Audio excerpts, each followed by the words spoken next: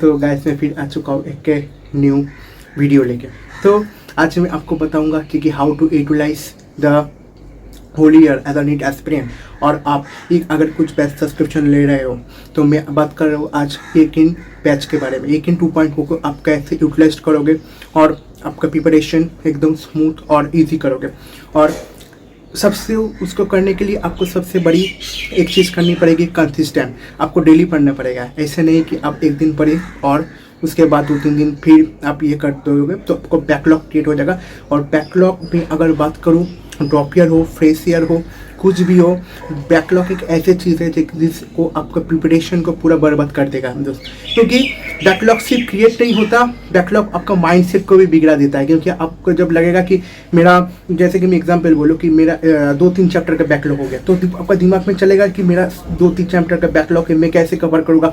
और ऐसे आप सोचते जाओगे ना, आपका जो आगे चैप्टर रहेगा, जो आसान भी रहेगा शायद, वो भी आपको ठीक से नहीं हो पाएगा। सो बैकलॉग क्रिएट मत कीजिए पहले। अभी शुरुआत का टाइम है, अभी जून चल रहा है, जून स्टार्टिंग होने वाला है। तो अभी से आप अगर कंसिस्टेंट रहोगे तो बैकलॉग नहीं बनेगा। क्योंकि बैकलॉग अगर क्रिएट हो जाएगा, समझ लो आपका प्रिपरेशन में एक बड़ी मतलब बहुत ही मतलब क्या बोलूँ मैं, अलग चीज़ हो जाएगा। क्योंकि आपको वो कन्फ्यूजन देगा, आपको डर लग जाएगा क्योंकि मेरा इतना तो बैकलॉग हो चुका, मैं इसको कैसे कवर करूँगा।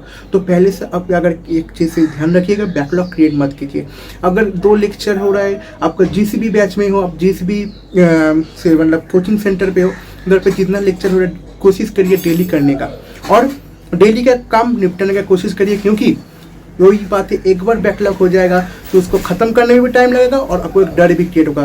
ये डर आपको आगे वाला जो कॉन्सेप्ट आएगा, आगे वाला जो चैप्टर होगा, वो भी सही से आप कर नहीं पाओगे। और कंसिस्टेंट रहो।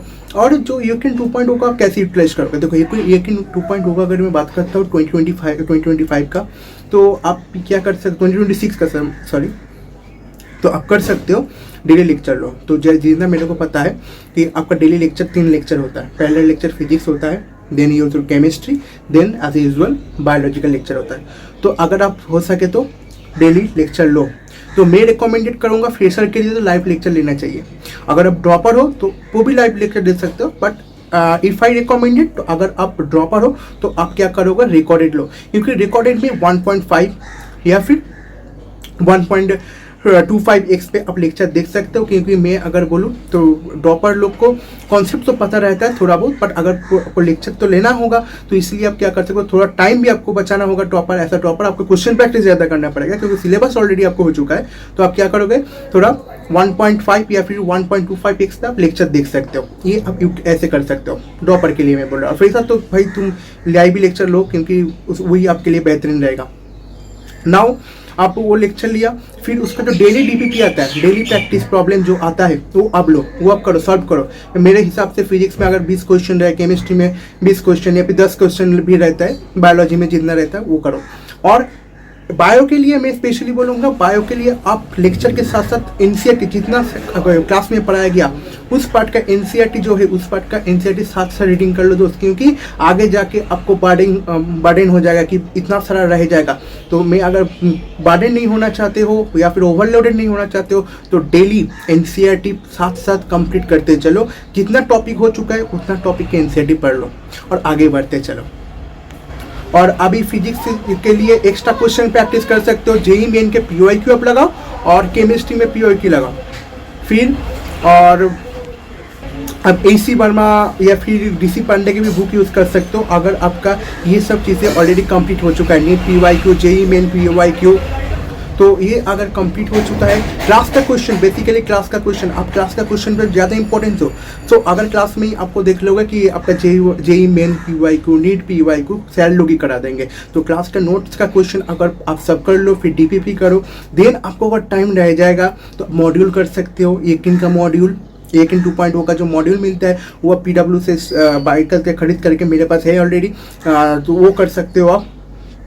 तो आप ऐसे कर सकते हो। अगर नोट्स का दिक्कत है तो एमआर सर, अगर आप एमआर सर से पढ़ते हो, अगर मैं किसी और सर से आप पढ़ते हो, जो कि इस साल यकीन में सलीम सर भी पढ़ रहा है, जेईई मेन का जो वो Salim sir already JEE main का टीचर, जेईई का टीचर है, तो नीट वालों को पढ़ा रहा है। तो अगर आप एमआर सर से पढ़ते हो तो एमआर सर का एक अलग सा खुद का फॉर्मूला बुक है, वो आप ले सकते हो।